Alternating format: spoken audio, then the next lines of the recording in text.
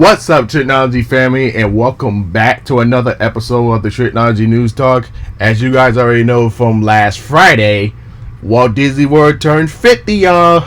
And man, oh my God. As you already know, I got my share stories from my past histories, my memories and moments of visiting that place. Even I call it one of my favorite vacation spots, and I even did a documentary showing my showcase of memories and moments that I had before. It's on my YouTube channel, so if you guys have not seen it, I would just go ahead and stroll down and check it out. You'll probably see the documentary there. But other than that, from the upcoming Walt Disney news, we got other news and announcements, including movie reviews. So let's not waste time. Let's get started, folks. As I already mentioned, Disney kicked off its 50th anniversary celebrations by revealing new attractions, restaurants, and fireworks at Epcot. So this is from reporter from local10news.com, and it says, the happiest place on earth, well, it should be the most magical place on earth, because Disney California is called the happiest place, though, but that's another story. It's marked a magical milestone this week. Disney World turns 50 on Friday, and quite a bit has changed since Mickey and Minnie first arrived in Florida.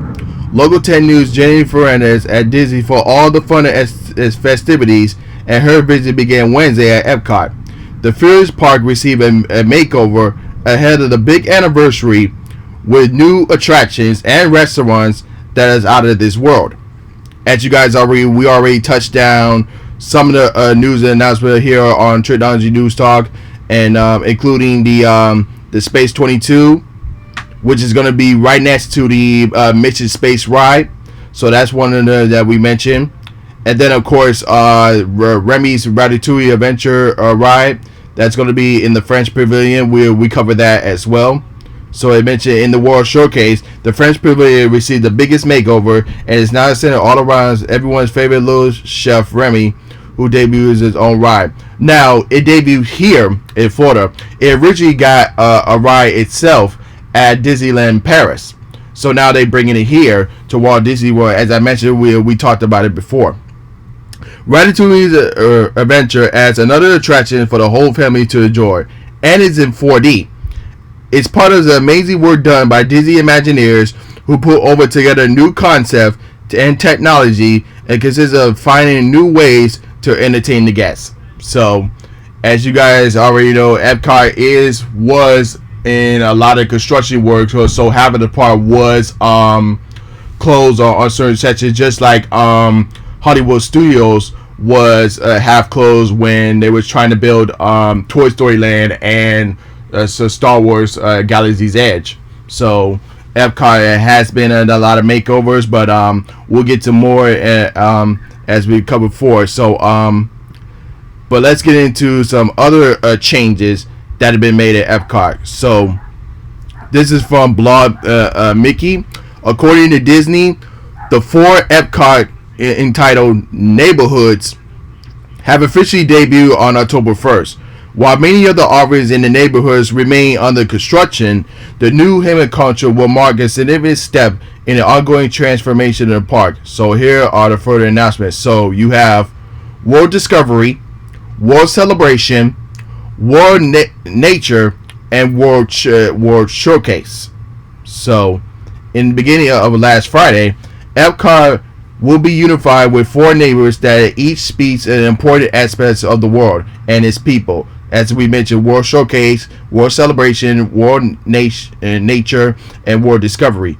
These neighborhoods are filled with new experience, with the author and motivation that takes the guests to a new destination where world is made fantastic in a celebration of courtesy, discovery, and magic possibilities.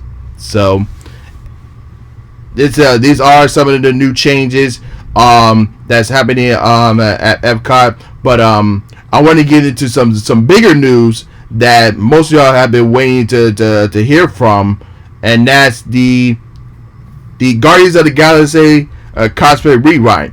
So Guardians of the Galaxy already has its presence at the Disneyland in California, but it had took over the Tower of Terror and it's been renamed as Guardians of the Galaxy Mission Breakout. So, and it's a center around the first movie. Now for this one here at Walt Disney World Orlando, Florida, this one is more of a roller coaster, and it will be set on from the second movie. And you guys, let me give y'all a little glimpse of, like, if you guys remember the Guardians of the Galaxy Volume 2, in the scene where Rocket steals something from the Golden Queen, and then they didn't realize they were getting chased. So that particular scene is going to be familiar with that as far as the ride itself. So, in other news that so we finally got a little timetable of when the ride is going to be open. So they say Guardians of the Galaxy Cosmic Rewind will open during 2022 at a transformation Epcot as part of the Walt Disney World 50th anniversary celebration. So we haven't got an official date for it, but I had to guess as far as time frame. I would have to say either between spring or summer release date. So that's depends on how fast the construction is going on. So my prediction is probably going to be open around spring or summertime. But we'll get a news to have more further update. I'll let you guys know here. But moving on from Epcot, let's go into some Star Wars news. As you guys might have known or seen the headlines from there, from when they had the network special celebration of the 50th anniversary. So, as you guys we also mentioned on the podcast here that Star Wars is getting a hotel called the Galactic Star Cruise. Now we got the notification saying it will now open on March 1st, 2022. With bookings available, guests will begin to start booking the hotels the beginning of October 28, 2021.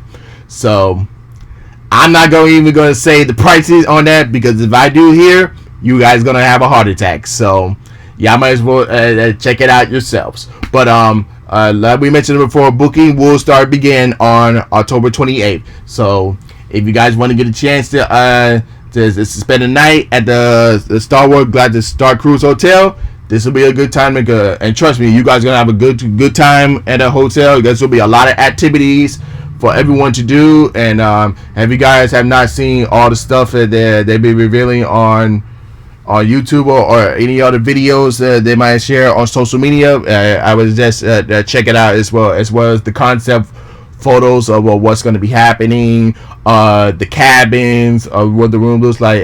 It just looks amazing.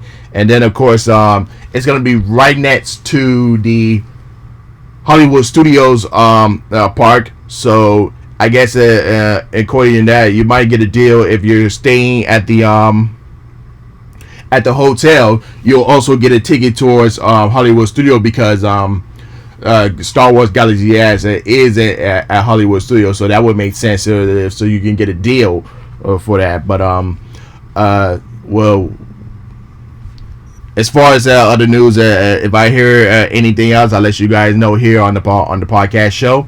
But moving forward from parts from Epcot and Hollywood to other parts, let's get into some other news saying that you guys remember the magic bands that we always had to walk around to gain entry into rides and like other stuff.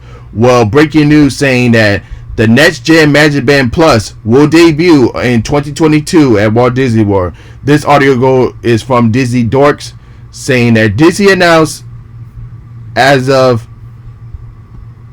Thursday that the next generation Magic Band Plus for Walt Disney World Resort will be released next year. The original Magic Band was introduced in 2013 at Walt Disney World, making the guest experience in the parks and reservation more convenient and hands-on free for things like parks and guest room entry, retails and dining, photo pass, and more. Magic Band Plus will retain these popular features and add a feature that allows new moments of magic for you. After you enter the theme park, Magic Band Plus will come alive in various times and color changing lights, hyper vibrations, and general recognizer. So as I look at the concepts here, I can see they have more designs on the wristbands, and then like in the centerpiece, you'll see everything light up and like all the other stuff. So it's gonna be very interesting how these new Magic Band Plus are going to be different from the original ones that we have, but we'll see how that's going to look.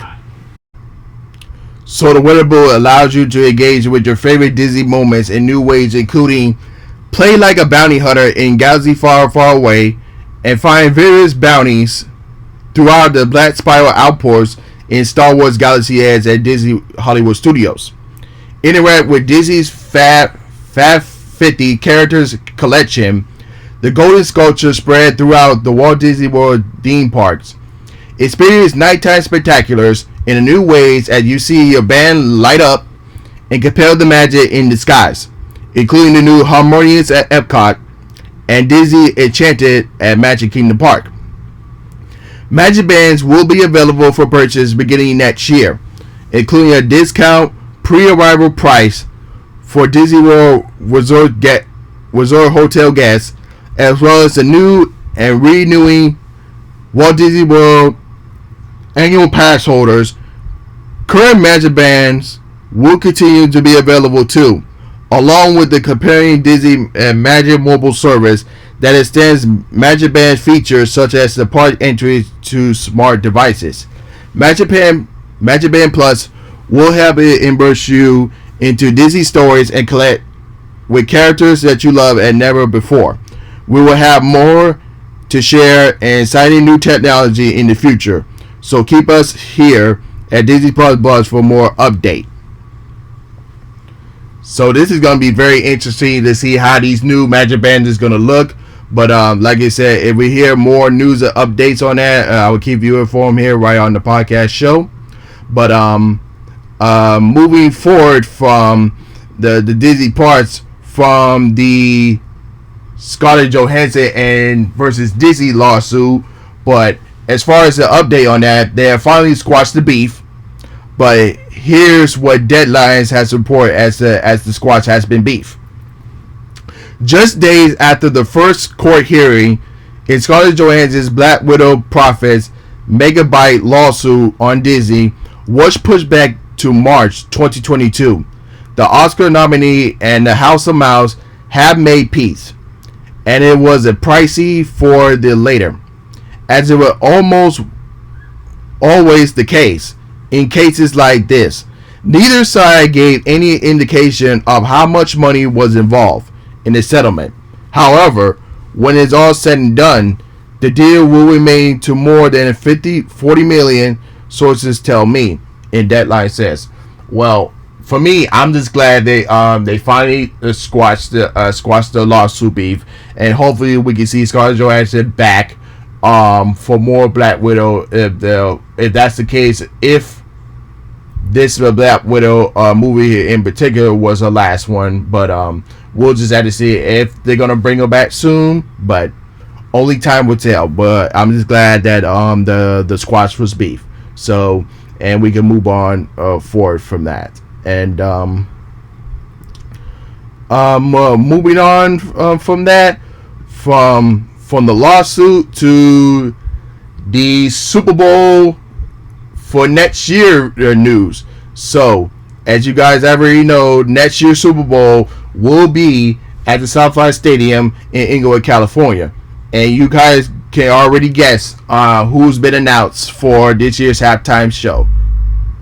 Dr. Dre, Snoop Dogg, Eminem, Mary J. Blige, and Kendrick Lamar to perform. And this is what local 7 News Miami has put out. Dr. Dre and Snoop Dogg, Eminem, Mary J. Blige, and Kendrick Lamar will perform for the first time on stage together at the 2022 Pepsi Super Bowl halftime show.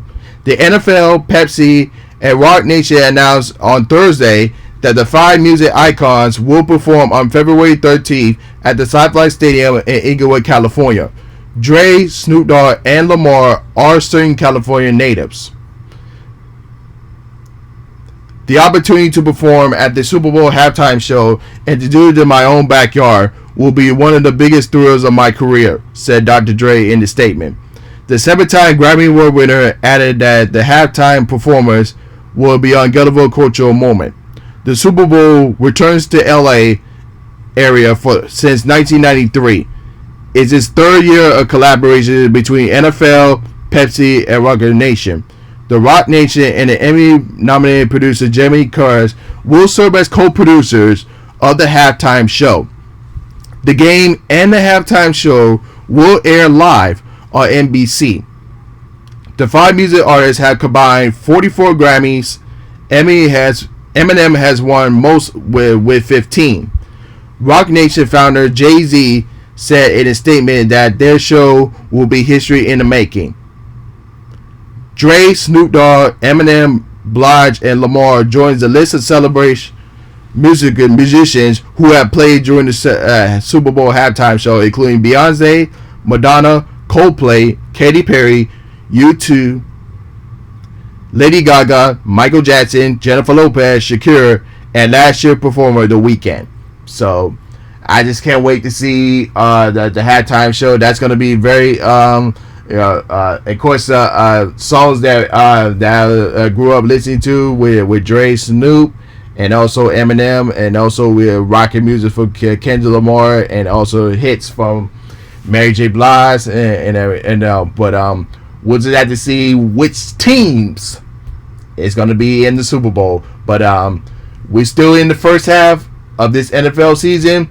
We can't break out the predictions yet. Like I mentioned before, not only here, but also in the Respect the Combat podcast show. So when we get to the playoff season, then we'll start getting our predictions. But until then, we are excited for the halftime show, and we just can't wait for February to come around.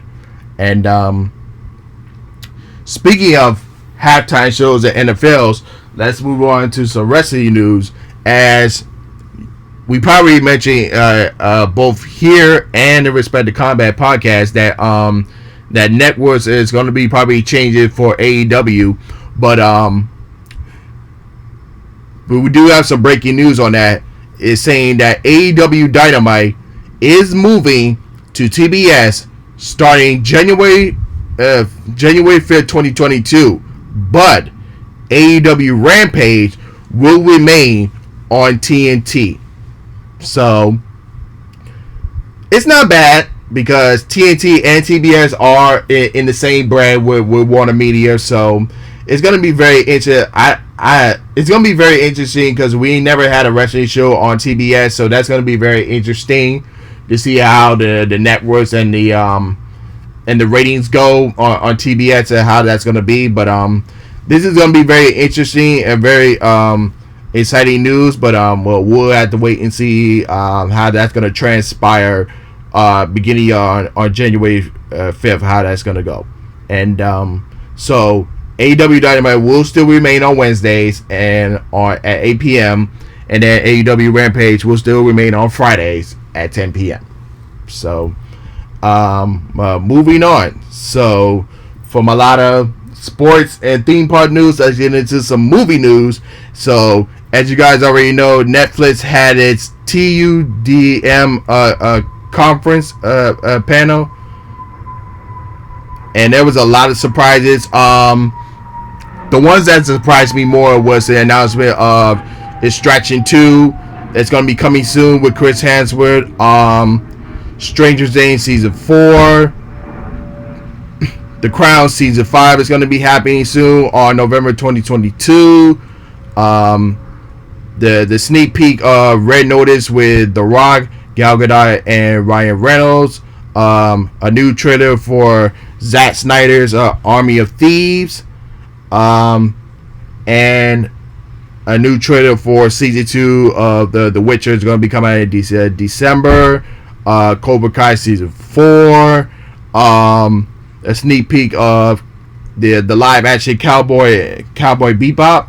So that was my surprises and what I thought was the best coming out of that Netflix conference panel. But they're very excited at what's going to be coming soon. And but that's all the news and announcements we have for you guys today. So let's get into some movie reviews, shall we? So the first one up is going to be on The Many Saints of Newark, which is directed by Alan Taylor. He did Lost, Sex and the City, of course, the Sopranos, Game of Thrones, Mad Men, Terminator Genesis, and Thor: Dark World. So as you guys already know, Many Saints in New York is a prequel to the Sopranos series. So I really enjoyed this, and of course I like mafia and gangster movies. So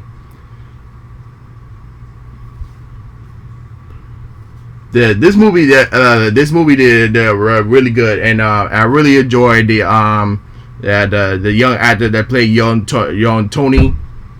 Tony Soprano.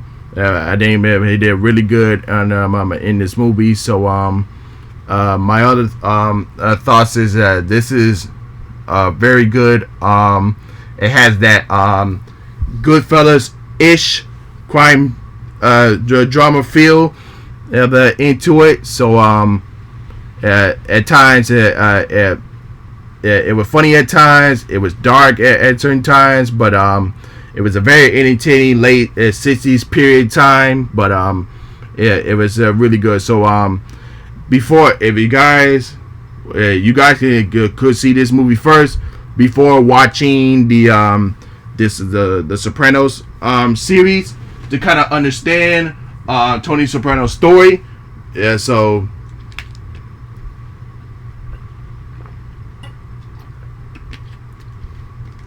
but other than that, this is a really good movie. I would definitely give this movie an A for this one. So I would recommend checking it out either in theaters or on HBO Max.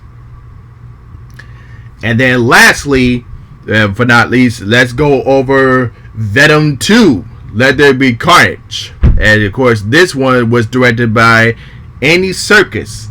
I'm very glad he directed this movie and gave it a good feel for this one, because I definitely enjoyed the second one more of the first one, because number one, we get to see more Venom in this one. And then for this one, we get to see more relationship story between Eddie Brock and Venom. At times, it is a buddy relationship, and then other times it felt like a love story between the two guys, because Eddie knew that he needed Venom, and Venom knew that he needed Eddie at times. So and I definitely enjoyed the villain in this one too.